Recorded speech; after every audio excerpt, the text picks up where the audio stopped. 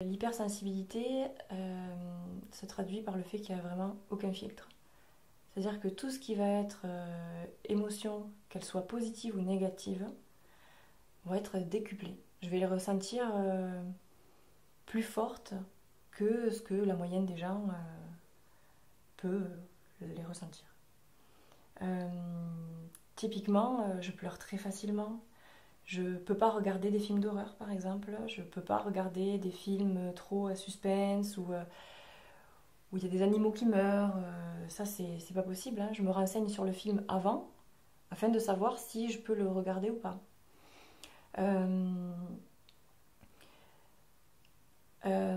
À côté de ça, les joies, ce sont des feux d'artifice. Moi, je m'émerveille d'un rien. Une fleur qui va avoir des pétales au bout carré, un arc-en-ciel, un nuage en forme de, je sais pas, de lapin, peu importe. Il y a vraiment la moindre chose va vraiment me faire pétiller le cœur. Après, ça se traduit aussi par une communication plus facile, entre guillemets, avec les autres, dans le sens où des fois, j'ai même pas besoin de parler, je ressens l'autre, en fait. Et la problématique aussi, c'est qu'il faut se protéger, parce que je me fais vraiment polluer par les émotions des autres. Par exemple, c'était il y a pas très longtemps, c'était un vendredi. Je me sentais mais vraiment pas bien, très angoissée. Je savais pas ce qui n'allait pas. Et je me suis dit, mais ça, Pauline, c'est vraiment pas à toi. C'est sûr, c'est pas à toi. Et le lendemain, j'avais une séance avec un jeune homme. Quand il est arrivé dans mon cabinet, je me suis dit, ah, c'était à lui. En fait, j'ai senti, voilà, je sens vraiment les personnes, même si elles sont pas physiquement à côté de moi. À partir du moment où il y a une connexion qui se fait, je ressens les gens. Et du coup, ben voilà, c'est très pratique pour les soigner, entre guillemets, euh, pour voilà, leur apporter mon aide. Mais moi, il faut que je fasse vraiment attention à pas rentrer chez moi le soir avec les problématiques des gens qui sont venus me consulter. Pour ça, je mets ma petite labradorite là. Quelle a été ta part de souffrance dans ta vie? En fait, j'ai l'impression de ne pas avoir beaucoup souffert parce que je m'estime toujours très chanceuse en fait. Mais quand je me pose rationnellement, je me dis que quand même j'ai morflé. Et j'ai morflé parce que justement je crois que je prends beaucoup les choses à cœur.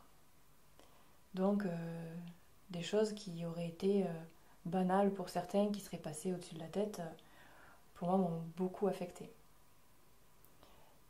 Et j'ai l'impression que la souffrance n'existe pas sans un grand bonheur à côté. Et je crois que c'est là la particularité des gens hypersensibles. Mais tes facultés d'apprentissage rapide, Mhm. cette soif de connaissance, cette hypersensibilité que tu as, est-ce que quelqu'un t'a déjà parlé que tu aurais pu être HPI? Oui, justement, la psy chez qui je vais m'a dit très récemment, hein, c'était là au printemps, m'a dit je pense que vous êtes HPI. Et elle m'a conseillé des livres que j'ai lus et dans lesquels je me suis reconnue. Et je pleurais presque en lisant les livres parce que je me suis dit mais enfin, je comprends.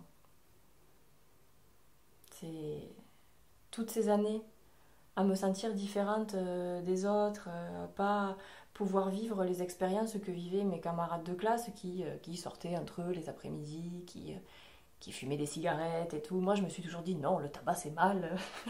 J'ai toujours eu l'impression quelque part d'être trop mature ou même vieille, je sais pas comment on pourrait le dire, pour mon âge et ça m'a quand même handicapée au niveau des relations avec les autres. Je me suis toujours plus ou moins doutée, mais je suis assez modeste et me cataloguer moi-même HPI, j'ai jamais pu le faire. Je me disais juste que j'avais des facilités en fait, que je tenais ça de mes arrière-grand-mères qui étaient bonnes à l'école, etc. Ben, voilà. Mais jamais Même mes parents, hein, jamais ils ont essayé de me faire diagnostiquer ou quoi. Pour eux, j'étais normale, juste très sensible et qui aime apprendre.